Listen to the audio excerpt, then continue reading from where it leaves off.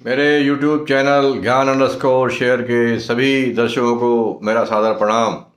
आइए मित्रों, जगत गुरु भगवान श्री कृष्ण का ध्यान करते हैं। ओम वसुदेव सुतम देवम कंस चाणूरमर्दनम देवकी परमानंदम कृष्णम वंदे जगत गुरु।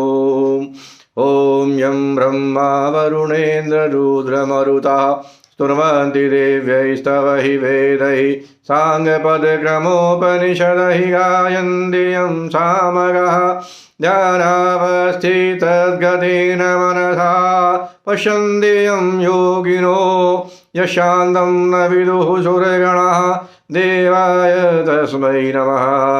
ओम श्री परमात्मने नमः। मित्रों, पिछले सत्र में अर्जुन का एक प्रश्न था कि भगवान, मन जो है बड़ा चंचल है और इसको कंट्रोल करना बहुत मुश्किल है।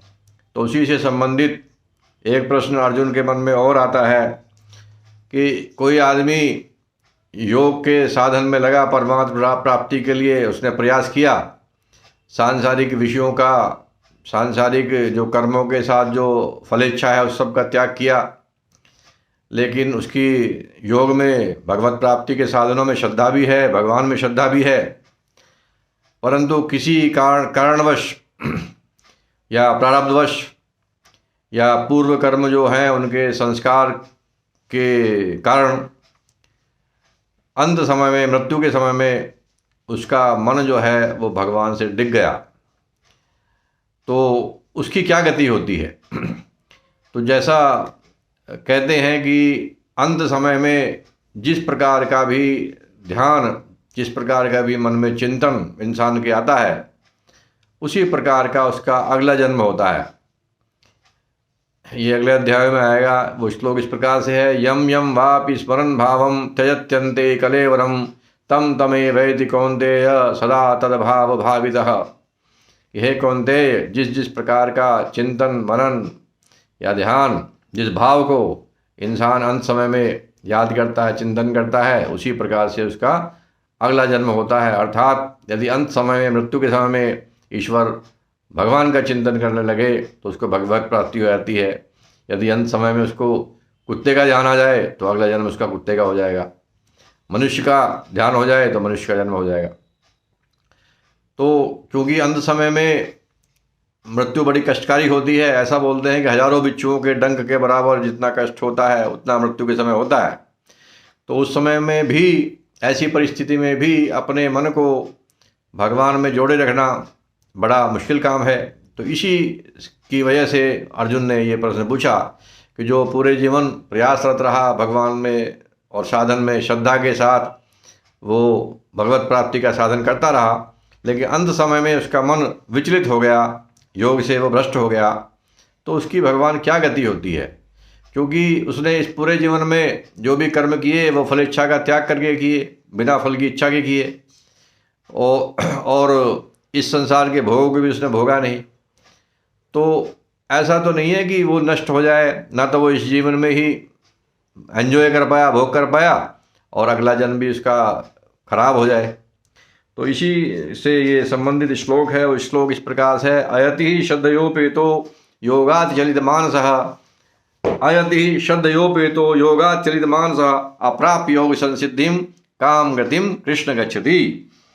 कि हे श्री कृष्ण, जो योग में श्रद्धा रखने वाला है किंतु संयमी नहीं है, अयति संयमी नहीं है, संयम नहीं रख पाया अंत समय में, तो इस कारण जिसका मन अंतकाल में योग से भटक गया है, विचलित हो गया है, ऐसा साधक जिसको योग, चूँकि उसको योग की सिद्धि तो प्राप्त हो ही नहीं, तो भगवत साक्षात्कार उसको हुआ नहीं, तो उसकी क्या गति होती है? उसका अगला गति से अर्थ ये है कि उसका अगले जन्म में क्या होता है, किस प्रकार का जन्म उसको अगला मिलता है। तो उसी को भगवान इसी में अगला फिर सवाल पूछता है, कच्चिन्नो है विभ्रष्टा छिन्ना भ्रमेव नश्यति अपतिष्ठो महाबाहो विमूढ़ो ब्रह्मणः पथि। हे भगवान, हे महाबाहो, क्या वह भगवत प्राप्ति के मार्ग से में जो मोहित हो गया है और आश्रय पुरुष जो है वो छिन्न भिन्न, जैसे बादल होता है कि बादल का कोई टुकड़ा बादल से अगर हट जाए, टूट जाए, तो वो दूसरे बादल में भी नहीं मिल पाता है और वो नष्ट हो जाता है। तो इसी प्रकार से क्या जो योग में अंतिम समय में योग की अवस्था से विचलित हो गया है, जिसकी जो संयम नहीं रख पाया, तो ऐसे मनुष्य भी क्या नष्ट तो नहीं हो जाता? नष्ट तो नहीं हो जाता अर्थात उसका पतन तो नहीं हो जाता। अब पतन से क्या मतलब है यहाँ? तो पतन से ये मतलब है कि हम पतन या नाश हम उसको बोलते हैं जो हमारी प्रेजेंट अवस्था है। जैसे हम अभी मनुष्य हैं, तो हम क्या ऐसा तो नहीं होगा कि हम अगले जन्म में मनुष्य ही ना बन पाए, मनुष्य से भी नीचे की योनि में चले जाएं, अधो योनि में चले जाएं, या हम अगला जन्म हमारा इससे भी खराब हो? तो ऐसा तो कहीं नहीं होता। ऐसा अर्जुन को डाउट होता है, तो उसी डाउट को वो भगवान से पूछते हैं। तो इसमें इसका अब भगवान जो है उत्तर देते हैं। हाँ, इसमें अगले श्लोक में भी अभी वही है कि एतन में संशयम कृष्ण, इस संशय को, मेरे इस डाउट को हे कृष्ण छेतुम अर्हसि अशेषतः, आप ही इस मेरे डाउट को, इसका छेदन करने के लिए, इस डाउट को रिमूव करने के लिए, अशेषतः कंप्लीटली, पूर्ण रूप से आप ही मेरे इस डाउट को, इस संशय को आप ही दूर कर सकते हैं कि जो योग भ्रमित, जो योग भ्रष्ट पुरुष है, जो योग भ्रष्ट है, लेकिन उसकी योग में भगवान में श्रद्धा है, श्रद्धापूर्वक उसने साधन भी किया, लेकिन उसका साधन फलीभूत नहीं हुआ, अंत समय में उसका मन भटक गया। तो ऐसे आदमी का क्या आगे गति होती है? तुदन्य संशय शास्य, इस संशय का आपके अतिरिक्त कोई छेदन नहीं कर सकता है। मेरे इस डाउट को आपके अतिरिक्त कोई और करने के लिए योग्य नहीं है। तो ऐसा अर्जुन कहते हैं। अब अर्जुन इस प्रकार क्यों कह रहे हैं कि आपके अलावा इसका कोई छेदन नहीं कर सकता, मेरे इस डाउट को और कोई क्लैरिफाई नहीं कर सकता? तो इसके कारण है, बहुत सारे कारण हैं। चौथे अध्याय के अभी मुख्य कारण इसका यह है कि भगवान ने अभी तक बहुत सी बातें ऐसी कही हैं जिसके आधार पर अर्जुन को ये अब विश्वास हो गया है कि भगवान की, जो श्री कृष्ण जी हैं वो ईश्वर हैं, भगवान हैं, परमात्मा है। कैसे विश्वास हो गया? क्या प्रूफ है इसका? तो चौथे अध्याय के 5वां श्लोक को जरा ध्यान कीजिए। वो श्लोक इस प्रकार है, बहूनि मे व्यतीतानि जन्मानि तव चार्जुन तान्यहं वेत्थ सर्वाणि न त्वं वेत्थ परन्तप। हे अर्जुन, मेरे और तुम्हारे बहुत सारे जन्म हो चुके हैं, उन सब को मैं जानता हूँ, लेकिन तुम नहीं जानते। इसके बाद चौथे अध्याय का ही 6वां श्लोक है, अजोपि सन अव्ययात्मा भूतानाम ईश्वरोपि सन। अजोपि सन, मैं अज हूँ। अज अर्थात जिसका जन्म नहीं होता, प्रकट होते हैं केवल। अजोपि सन अव्ययात्मा, मैं अविनाशी हूँ। अव्ययात्मा अर्थात मैं अविनाशी हूँ। भूतानाम ईश्वरोपि सन, मैं संपूर्ण प्राणियों का ईश्वर हूँ।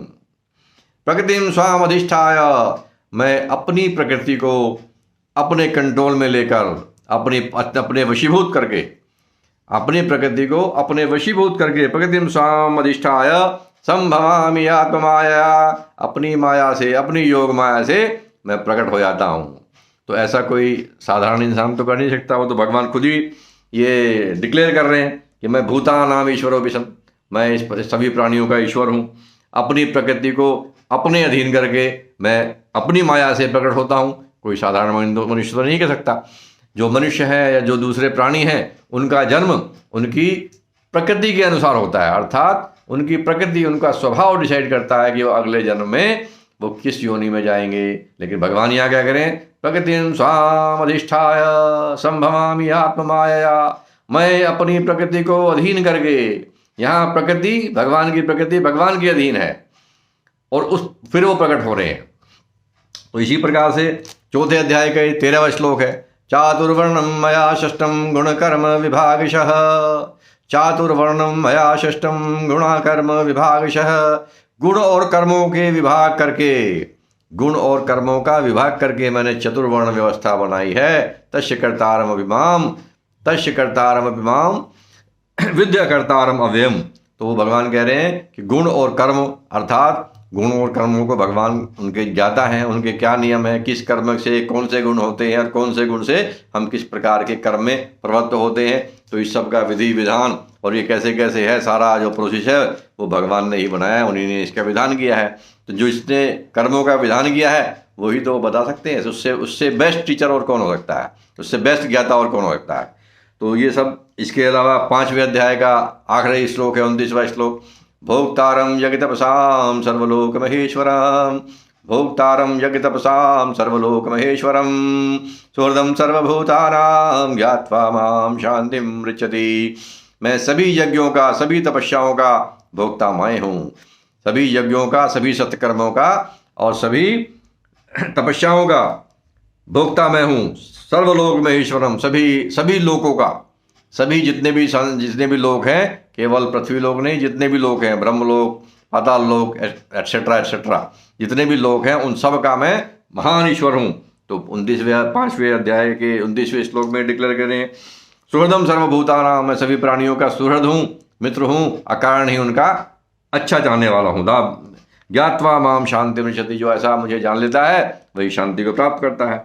तो इस प्रकार से इन सब जो ये बातें भगवान ने पहले बताई हैं, इन सब से अर्जुन को ये विश्वास हो गया है कि ये श्री कृष्ण जी जो हैं ये साक्षात परमेश्वर हैं, परमात्मा हैं, और इसलिए मेरे इस संशय का इस डाउट को क्लैरिफाई करने के लिए इनसे उपयुक्त कोई हो ही नहीं सकता, इनसे बड़ा ज्ञाता कोई हो ही नहीं सकता। इसलिए भगवान से वो क्या करें कि इस संशय का त्वदन्य संशय शास्य, आपके अतिरिक्त मेरे इस संशय का छेदन करने वाला, इसको, इस संशय को दूर करने वाला कोई और उपयुक्त आपसे हो ही नहीं सकता है। अब भगवान इसका आंसर देते हैं। तो भगवान क्या करें, पार्थ नैवेह नामुत्र विनाशस्तस्य विद्यते, पार्थ नैवेह नामुत्र विनाशस्तस्य विद्यते, नहीं कल्याण कृत कश्चित् दुर्गतिम तात गच्छति। तात का मतलब होता है जो अत्यंत प्रिय है, कि हे तात, न इही का अर्थ होता है यह लोक, यह संसार, ना तो इस लोक में और ना ही अमूत्र, अमूत्र का मतलब होता है स्वर्गलोक, परलोक, तो ना तो इस लोक में और ना ही परलोक में। विनाशस्तस्य विद्यते, उसका विनाश नहीं हो सकता। किसका? नहीं कल्याणकृत, जो कल्याण के मार्ग में लगा है, जो भगवत प्राप्ति के मार्ग में लगा है, यदि उसको सफलता भी नहीं हुई तो भी उसका पतन नहीं होगा। उसकी जो स्थिति है उससे उसका पतन नहीं होगा, वो नीचे नहीं गिरेगा, उसकी अधोगति नहीं होगी, उसका निरंतर उत्थान ही होगा, कल्याण ही होगा। तो क्या ये भगवान जो है आश्वासन दे रहे हैं, यदि हम भगवत प्राप्ति के मार्ग में चलते हैं और हमें अंतिम लक्ष्य तक हम नहीं भी पहुंच पाए जन्म में, तो भी हमें उस प्रयास को छोड़ना नहीं चाहिए, उसको हमें निष्फल नहीं समझना चाहिए। क्योंकि यदि हमें हमारा लक्ष्य 10 किलोमीटर चलना है और हम 5 किलोमीटर ही चल पाए, तो 5 तो चल गए ना, अगली स्टार्टिंग 5 से होगी, 0 से नहीं होगी। तो वो जो हमारा 0 से 5 तक का चलने का जो प्रयास है, वो प्रयास हमें अगले जन्म में उस प्रकार के जो हमारे संस्कार रहेंगे और हमारी स्टार्टिंग 5 से होगी पहली बात, उसी प्रकार का हमें जन्म मिलेगा। तो जब यदि हम भगवत प्राप्ति के मार्ग में चलते हैं तो हमारा जन्म आगे या तो मनुष्य का होगा और या हमें स्वर्ग आदि लोगों की प्राप्ति होगी, जहाँ पर हम बहुत से भोगों को भोग कर फिर से मनुष्य लोक में आएंगे और फिर से क्योंकि हमारे अंदर वो संस्कार रहेंगे, तो उन संस्कारों की वजह से जो हमें भगवत प्राप्ति का जो हमारा लक्ष्य है, जो एक जिज्ञासा है भगवत प्राप्ति की इच्छा है, वो मरेगी नहीं। तो इसलिए भगवान क्या करें, पार्थ नैवेह नामुत्र विनाशस्तस्य विद्यते, नहीं कल्याण कृत कश्चित् दुर्गतिम तात गच्छति। जो भी कल्याण के मार्ग में बढ़ने वाला है, परमात्मा प्राप्ति के मार्ग में बढ़ने वाला है, उसका कभी विनाश नहीं हो सकता, उसकी कभी दुर्गति नहीं हो सकती। अब इसमें एक सवाल ये आता है कि यदि इस जन्म में तो उसने अच्छे कर्म किए हैं ठीक है, वो अंतिम लक्ष्य तक नहीं पहुंच पाया, अंतिम समय पर वो भटक गया, उसका मन विचलित हो गया, लेकिन इसके पूर्वकृत बहुत से पाप उसके हो सकते हैं। तो उसका क्या होता है? तो उसकी एक सिंपल सी एक एग्जाम्पल है कि यदि हमने कोई लोन ले रखा है, किसी से बैंक से ले रखा है, अब जो लोन ले रखा है हम उसका प्रयास कर रहे हैं, उसकी किस्तें लगातार हम देते जा रहे हैं, तो क्या वो बैंक हमें एकाएक डिफॉल्टर घोषित करता है कि भाई पूरा आज ही दो? बैंक ऐसा नहीं करता है। बैंक जो अच्छी नीयत से लोन देते जा रहे हैं उनको उस लोन को चुकाने का मौका देता है। इसी प्रकार से ईश्वर भी जो हमारे पुराने अगर हमसे पाप कर्म हुए हैं जाने अनजाने में, पर अब हम सत्कर्म कर रहे हैं, तो उस पुराने वाले कर्म को एक तरह से वो उसको होल्ड कर देता है, उनके जो पाप, उनके जो फल हैं उस फल को भगवान होल्ड कर देते हैं और हमें और सत्कर्म करने का मौका देते हैं, ताकि हम सत्कर्मों के बल पर अपने जो पुण्य, जो पुराने पाप कर्म हैं, उनको वो क्षीण होने का मौका, उनको हम रीपे कर सकें। तो इसलिए हमारी ऐसे इंसान की जो सत्कर्म में लग गया है, कभी दुर्गति नहीं होती। इसी बात को इस श्लोक में भगवान ने बिल्कुल स्पष्ट रूप से कह दिया है, आश्वासन दिया है। नहीं कल्याणकत कश्चित दुर्गतिम तात गच्छति। तो ये जो एक श्लोक है, इसको हमें सबको याद कर लेना चाहिए। नहीं कल्याणकत कश्चित दुर्गतिम तात गच्छति, ये बिल्कुल कैटेगरिकल भगवान का आश्वासन है। इस आश्वासन के आधार पर हम आगे बढ़ते चले जाएं। हमें पूरी सफलता मिली नहीं मिली इसकी हम चिंता न करें, जितना भी हम कर सकते हैं उतना करें। हम गिरेंगे, बार बार गिरेंगे, पथभ्रष्ट होंगे, कोई बात नहीं, फिर शुरू करेंगे। हमें वहाँ रुकना नहीं है, क्योंकि जितना भी हमने कर लिया, हमें केवल अंतिम लक्ष्य को, अंतिम फल को नहीं देखना है। हमें आज के प्रयास पर ध्यान करना है, वर्तमान पर ध्यान केंद्रित करना है। आगे हम कितना कर पाएंगे, कितना नहीं कर पाएंगे, ये सवाल ही नहीं है। यदि हम आज अपनी अच्छी नीयत के साथ कोई भी हम कर्म कर रहे हैं, और यही बात अगर देखें तो सांसारिक जो हमारी प्रगति है उसमें भी यही बात सत्य है कि हम जितना भी कर्म करते हैं, केवल हम आज पर केंद्रित करें। हम भूतकाल की चिंता ना करें और भविष्यकाल की चिंता भी ना करें। केवल और केवल आज का इस समय जो हमारा कर्म है, उसमें उसको हम अच्छी नीयत के साथ, श्रद्धा के साथ उसको हम करते रहें, तो हम धीरे धीरे निरंतर उत्तरोत्तर हमारी प्रगति होती रहती है। यही नियम सांसारिक जीवन में भी है, और यही नियम भगवान ने जैसे ही बताया, नहीं कल्याण गत कश्चित दुर्गतिम तात गच्छति। तो मित्रों, जब भगवान इतना आश्वासन दे रहे हैं, तो इससे बड़ा और आश्वासन क्या चाहिए। तो लग जाइए और जहाँ तक भी पहुँच पाओ। तो अगर हम 0 से 10 पे भी 5 पे भी पहुँच पाए, 10 तक लक्ष्य है, मान लो 5 ही पहुँच पाए, 2 पर ही पहुँच पाए, तो जो 0 पर पहुँचे उनसे तो हम फिर भी फार बेटर हैं, सुपीरियर हैं।